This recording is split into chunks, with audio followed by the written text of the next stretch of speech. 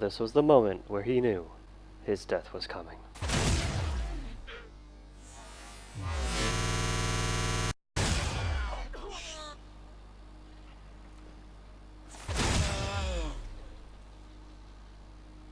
What's up everyone, Ferens here with Warframe, and what I've been up to for the last 2 weeks. I've been with your favorite sharkboi Loki and playing around with what would bring out the most potential with his stealth.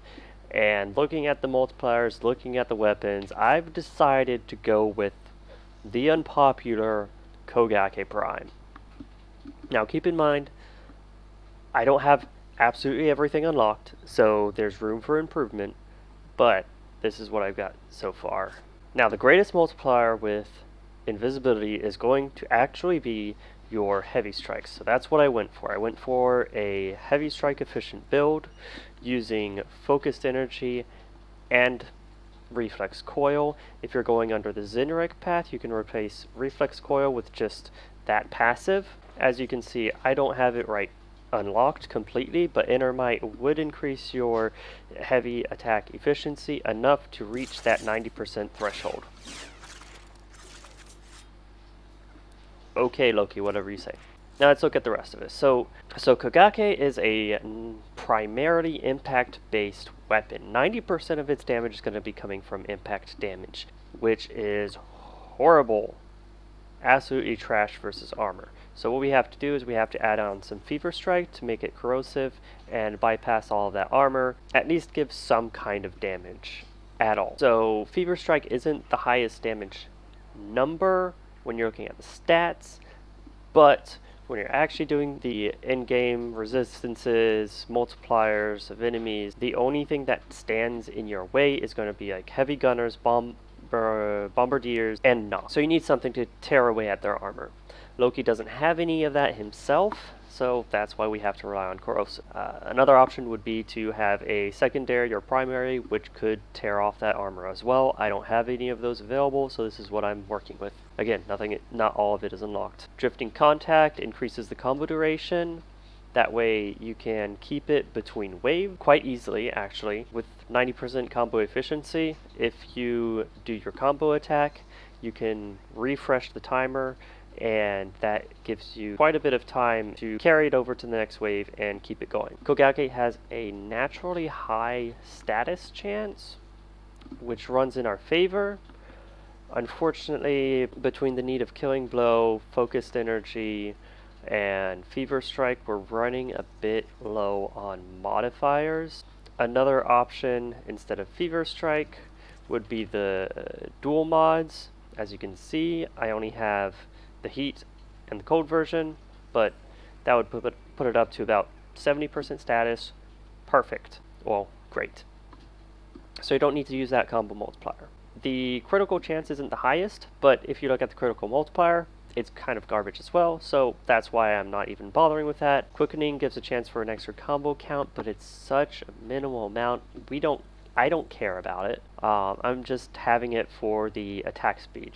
You could replace it with a primed fury, but point for point, quickening is already better than that. Now the bulk of my damage is coming from this Riven mod. Riven disposition on Kogake is crazy. I've actually gotten several just pure damage Riven mods that are amazing. You can even get the 90% efficiency on a single Riven mod if you don't need the damage, but what comes out to 500% damage is kind of hard to replace. So that's why I went ahead and kept that, and that's why I'm using this instead of a pressure point or a primed pressure point. If you don't have this, then a pressure point or a primed pressure point would be plenty. Reflex coil, as I said, that can be replaced. You can grab in the healing mod that heals off of heavy attacks, because in this build we don't have anything else. Now, of course, you can always go with minimum combo count. That's totally an option. It's actually pretty difficult to build up combo with this weapon and this weapon stance, because you don't have because you don't have a very large lateral hitbox on your attacks. If we go over here and start attacking, as you'll see,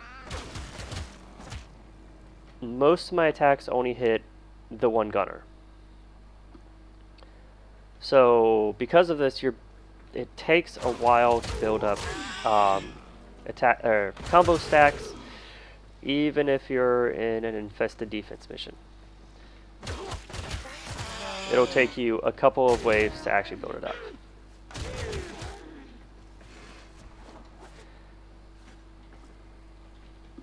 But the damage of it itself is so high that is fine. As I said, 7 stacks. That is plenty to one-shot a level 90 gunner. There's still room to improve the modifier, and I don't have anything on Loki or my weapons or sidearm to actually increase the damage. This is straight single hit damage. Even without the combo, you're almost one-shotting it.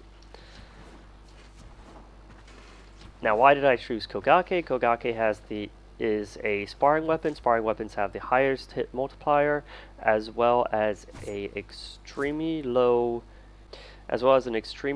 wind-up time. It's already almost reduced to the maximum that it can be with just killing blow.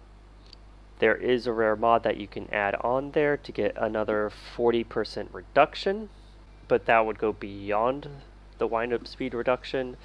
You could potentially replace it with quickening, but again, you're not using heavy attacks on absolutely every one of your attacks, so the attack speed is a welcome thing to be able to combo and move around quite smoothly. So yeah, this is what I'm having fun with.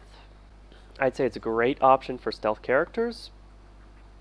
If you want to mess around with this, there's 3 or 4 different archetypes that you can do with Heavy Strike, and a ton of weapons have different variations and different strong points to use. It just goes to show one of the least played weapons is not necessarily the worst weapon. It just, what was popular at the time happens to be not this one, even though it has some pretty massive damage. So, thanks for watching up to here. If you've made it this far, like, comment, subscribe. Path of Exile is coming out soon, so I'll be looking at some numbers on that side of things. I already have a great build idea for what they've done with Exploding Arrow. Can't wait to take it out there. Can't wait to play more Warframe. If I find anything interesting on here, I'll definitely share it again, but yeah, thanks. I'll see you next time.